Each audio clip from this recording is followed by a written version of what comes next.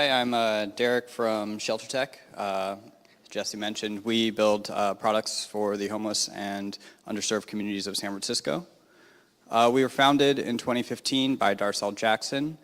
He experienced homelessness in 2013, 2014, and he found while he was homeless that it was very easy to get a smartphone, but it was very difficult to access technology designed for the homeless, particularly in getting Wi-Fi and finding resources without the help of case managers.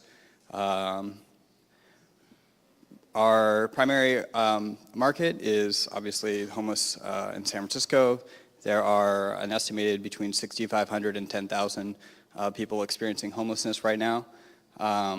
There's also 8,000 transitional youth, which are people leaving institutional care or starting to make it out in the world on their own, who are at risk of becoming homeless. And there's also 65,000 extremely low-income families here in San Francisco. So we have a few different initiatives. The first one that was started was Shelter Wi-Fi. So as Darcel experienced, it was very hard to find Wi-Fi in shelters. Currently, there are only 2 shelters with Wi-Fi, free Wi-Fi access. One of them was installed by ShelterTech. To date, we've installed Wi-Fi in 1 shelter and 7 SROs, and we serve about 1,200 people. The other initiatives that we've started are Ask Darcel, which is kind of a Yelp for homeless services, and Casey, which is a referral and case management bot, which uses the data from Ask Darcel. So a little bit about this project. We've been working on this since about August of last year. We found that there is no definitive list of homeless services that's kept up to date here in San Francisco. So we wanted initially to just start being able to refer people to the best services. If you have a question of like, where can I find shelter, or how do I apply for shelter? How do I get on a housing list? How do I apply for a food pantry? There was no simple way to direct people to that because the data just didn't exist. So we built this project. It's primarily designed for use by case managers, service providers here in San Francisco, and direct to the homeless community. And we are just finishing up with the primary release of the product, and we're currently doing a bunch of vetting sessions, like I'll explain later. And then Casey, as I mentioned, we're thinking about this as our direct to the homeless community service. So we're asked ourselves kind of a large, bulky, data-driven project. Casey will just be about getting the data into the hands of the people who need it most. We want to use text messaging and any other chatbot services that the homeless community is using. So there are definitely ways to get involved with us. We've raised about $70,000 last year to spend on the Wi-Fi installations, and we also host data vetting workshops where we pay members of the homeless community to help us vet our data. We found it's really surprising and amazing how much information that they have, but a lot of it is kept kind of in word of mouth, and so we work with them to get that data into our database so they can share it with a wider audience. You can get involved in June.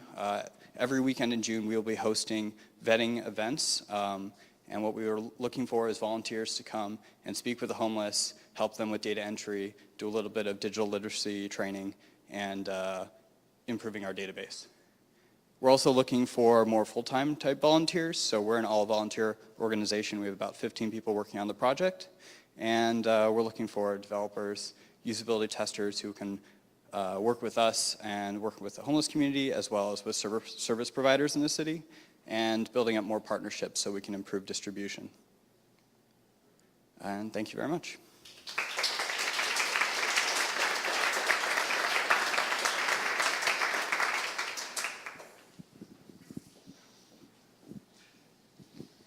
Hi, I was wondering, what was the motivation behind this chatbot idea instead of more traditional search methods?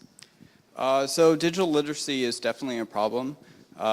We found that about 50% of San Francisco's homeless community have smartphones, but they quite typically lose their smartphones. So going with more traditional app or web-based flows is a little bit difficult because they may not have the same device frequently, or they may not be comfortable with accessing things like the Google Play Store or the App Store, where you have to like log in. They quite often don't have any login information. So a bot seemed like a more sensible approach because they quite often have access to free SMS or a certain number of SMS. But we also do want to build an app that has a chatbot flow as well. In general, a less UI kind of intensive approach seems to be a much more easy way to get at the data.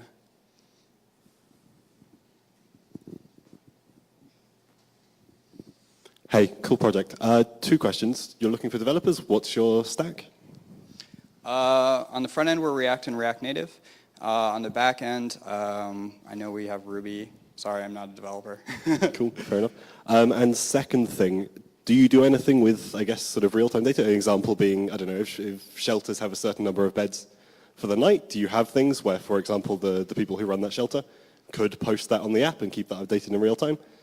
We definitely have plans to do that. We're still at a point where we've worked with a number of organizations to basically give us their lists of services, and now we're going through and making sure that all of those services that they provided, we have all the correct information. So like eligibility, application information, that stuff is not really easily accessible. So the first process is getting all of that information, and then the next step would be working directly with service providers so they can keep the information up to date on their own by simply saying, this is how many shelter beds we have available, this is how long our wait list is for food pantries, stuff like that. Cool, awesome, thanks.